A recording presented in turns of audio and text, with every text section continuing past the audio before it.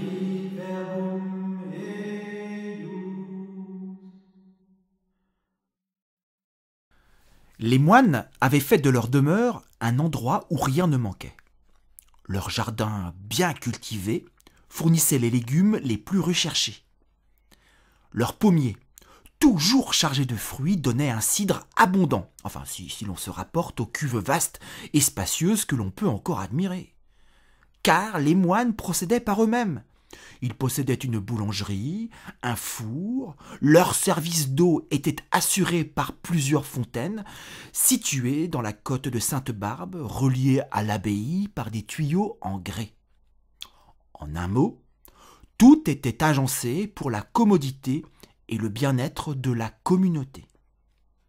Alors, au nombre de ses habitants, il y avait un vieux moine qui aimait particulièrement le poisson. Alors, son plus grand régal consistait à manger un congre, avec lequel on avait, au préalable, fait une soupe. Et un jour de grande fête, le bonhomme avait prié une domestique de se procurer le poisson dont il raffolait.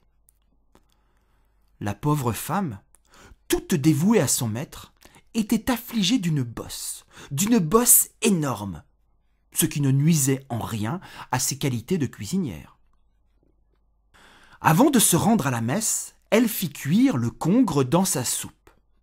Elle le retira de la marmite et le plaça ensuite dans une assiette posée sur une table dans la sacristie.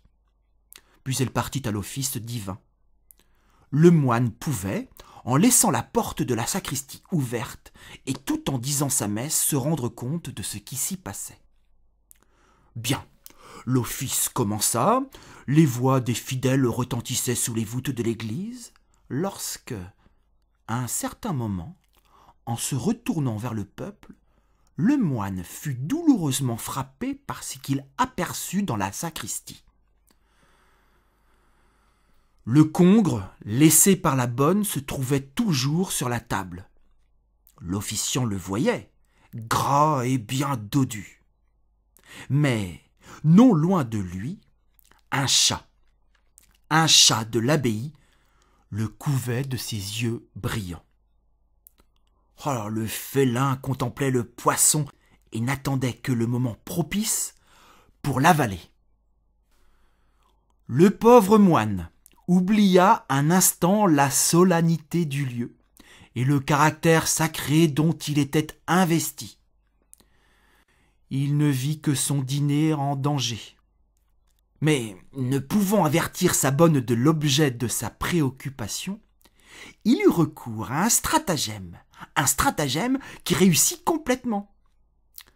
Au lieu de chanter le passage obligatoire à cet endroit de la messe, il eut l'idée de mélanger à ce passage quelques mots de breton auxquels, pour la plupart, il donna une terminaison latine.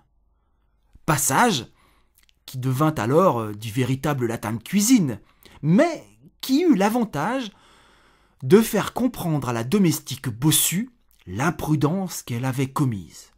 Il entonna donc ce passage de sa plus belle voix. Margas iliatus, gandarrasus, casus, me arroyo dituarda tortibus,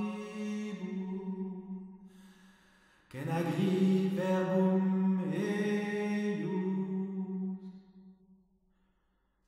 Si l'anguille est prise par le chat, je frapperai sur ta bosse jusqu'à ce que tu rendes grâce. Alors, les fidèles, ceux du moins qui savaient lire, essayèrent vainement de trouver ce verset dans leur missel. La pauvre infirme, craignant le châtiment dont le prêtre la menaçait, quitta immédiatement l'église et entra dans la sacristie au moment où le chat se disposait à saisir le dîner de son maître.